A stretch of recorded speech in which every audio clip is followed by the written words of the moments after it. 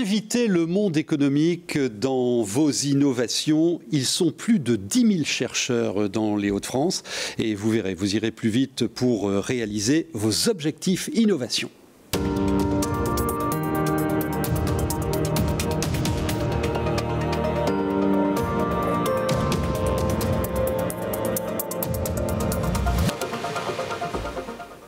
Bienvenue, mesdames, messieurs. Nous avons 12 minutes pour vous démontrer l'intérêt et surtout l'impact positif de collaboration et de partenariat avec le monde académique. Et je m'adresse tout de suite à vous, François Aubert. Vous êtes chef de projet chez Cousin Surgery. C'est quoi votre métier en 2 mots? Le métier de l'entreprise, c'est de concevoir et fabriquer des dispositifs médicaux implantables. Et alors, vous flirtez depuis plusieurs mois avec plusieurs années même. L'université. On va voir ce qu'elle vous apporte. Avec nous, 2 professeurs de l'université de Lille, Nicolas Blanchemin et Bernard Martel. Bernard Martel, comment s'est passée la rencontre et qu'est-ce que vous faites ensemble ? Eh bien, au début des années 2000, dans mon laboratoire, on a mis au point un procédé de fonctionnalisation de textiles qui leur donne la propriété de libérer des principes actifs des médicaments.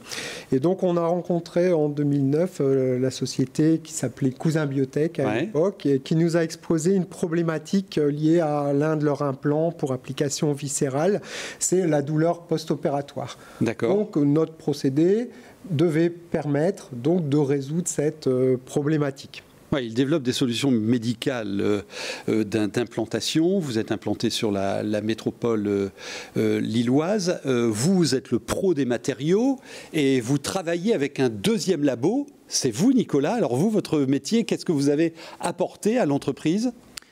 Alors nous, à l'entreprise, on a apporté finalement une solution par rapport aux matériaux développés par l'équipe de Bernard Martel, où on a mis une couche supplémentaire avec un médicament pour limiter justement ces douleurs post-opératoires suite à la pose d'une plaque de hernie. Et cette première collaboration, c'était suite à un appel à projet qui avait été lancé en 2008, je crois. Vous avez commencé à travailler ensemble. Bosser avec le monde de la recherche, ça permet d'aller plus vite ? Tout à fait, tout à fait. En fait, c'est un moyen d'accélérer dans nos projets, dans le sens où on permet de réunir à la fois le monde scientifique et académique avec le monde industriel. Et donc, vraiment, ce partenariat-là, comme on disait tout à l'heure, c'est vraiment une complémentarité pour aller plus vite. Et question à tous les deux, messieurs, quelles sont les conditions pour que ça matche bien, entreprise et vos labos ? Qui répond, Bernard ? Il faut qu'on ait tous des intérêts à collaborer. Donc l'industriel pour mettre sur le marché des nouveaux produits. Et puis nous, apporter de la connaissance scientifique. Et donc à partir du moment où on équilibre bien ces 2 choses-là, chacun s'y retrouve et ça apporte une synergie à la collaboration. Nicolas ? C'est ça, vraiment beaucoup communiquer aussi ensemble, on faisait des points fréquents. Et le fait de beaucoup discuter sur des complémentarité de connaissances, parce que finalement on vient de mondes vraiment différents et savoir se parler ensemble dans le domaine du dispositif médical, c'est important et je pense que la discussion est un point important. Et pour innover avec le monde académique, vous bénéficiez dans notre région de ce qu'on peut appeler un écosystème. Nous avons le pôle Eurasanté, plus de 10 000 emplois. Nous avons 2 pôles de compétitivité. Ça vous aide, vous, dans le quotidien de votre boulot, dans vos labos, et ça vous aide à fructifier ensemble.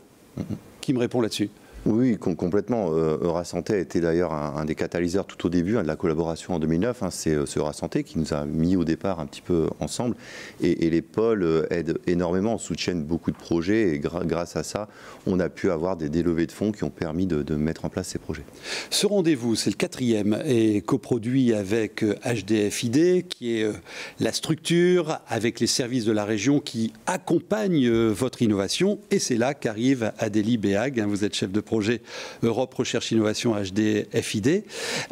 Vous êtes l'accompagnatrice, vous catalysez, vous leur permettez de mieux travailler ensemble. C'est quoi votre boulot exact ? Mon objectif, moi, c'est de mettre en lien entreprises et chercheurs.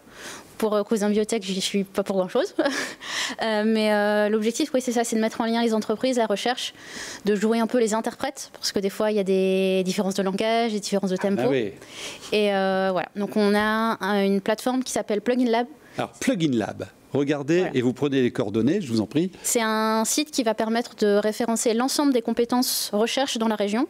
Et donc, si vous avez une problématique, vous cherchez une compétence scientifique, un équipement, ou même vous voulez faire appel à une prestation, vous pouvez la trouver là sur ce site qui est accessible librement. Et vous pouvez rencontrer. Voilà.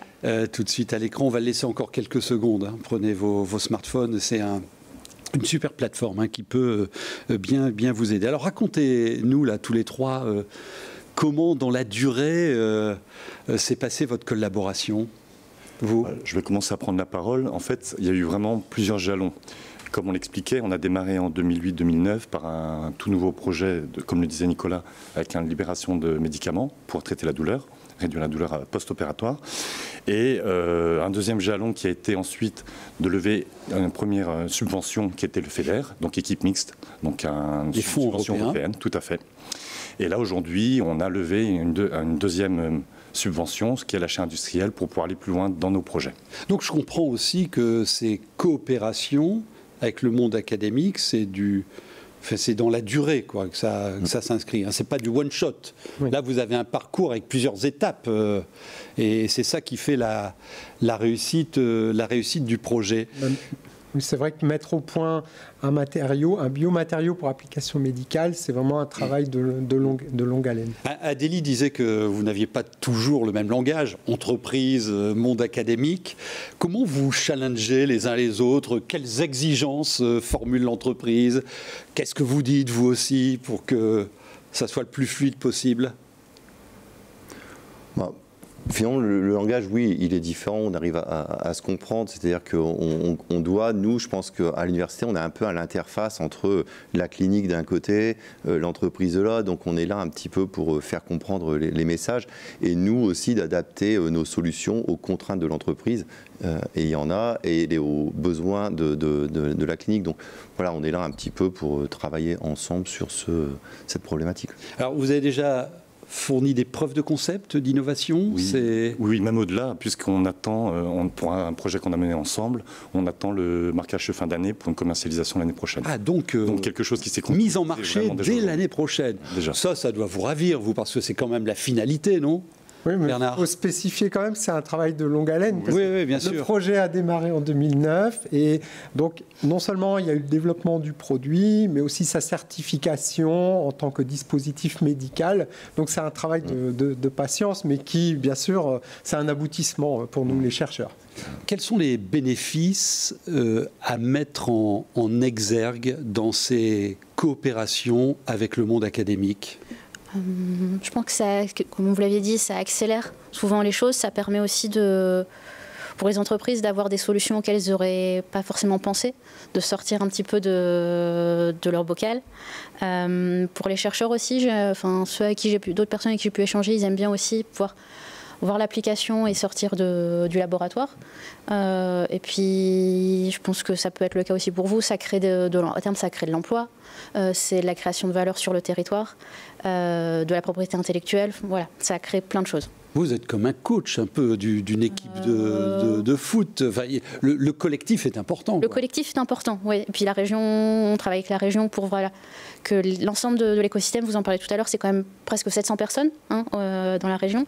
Donc il faut aussi essayer que chacun travaille au mieux ensemble pour que les entreprises, la recherche et l'emploi gagnent sur la région. Et franchement, sur cette région, vous avez un potentiel, 10 000 chercheurs, cet écosystème, des pôles de compétitivité pour vraiment, à condition de le jouer collectif, accélérer vos innovations. Sur les bénéfices, messieurs, qu'est-ce que vous avez à dire, Nicolas, Bernard ou vous, François? Pour commencer, le premier bénéfice, il y a deux grands bénéfices pour nous, l'université. Il y a la science et il y a l'enseignement.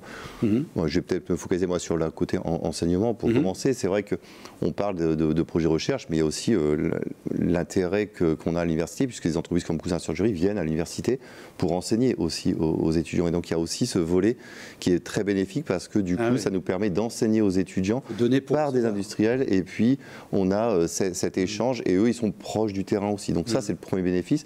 Peut-être que pour le côté scientifique. Oui, Bernard. Côté scientifique et académique, notre vocation de chercheur, c'est de publier des articles dans des revues internationales, dans notre spécialité.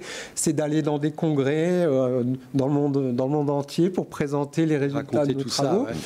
Et donc là, on trouve une bonne entente avec la société. Souvent, la société a intérêt à la confidentialité, mais avec les protections à travers les brevets, etc. Donc nous, en tant que chercheurs, on peut exprimer une grande satisfaction de pouvoir exposer nos travaux sous ces deux formes-là. Et François, il y a une spirale positive, parce que ce que vous avez produit ensemble, mis en marché dans quelques semaines, ça vous amène à de futures étapes. Quelles sont-elles ? Alors là, les futures étapes pour ce nouveau projet, il est clairement d'accélérer sur l'avancement de ce projet, et j'ai envie de dire, pour la même finalité, d'amener, je dirais, une application produit pour ce qu'on a incubé ensemble dans cette collaboration. D'accord. Donc ça continue, quoi. Voilà, ça continue au service du patient. Cercle vertueux. Pour terminer, si vous aviez un conseil, à donner à celles et ceux qui souhaitent se rapprocher du monde académique pour innover, ce serait quoi ? Qui se lance ? Nicolas ? Moi, je dirais c'est un peu ce que je disais, c'est foncer, c'est vraiment une expérience qui est hyper motivante parce que finalement, d'un besoin clinique, on arrive à produire une solution et c'est une aventure humaine, scientifique vraiment exceptionnelle.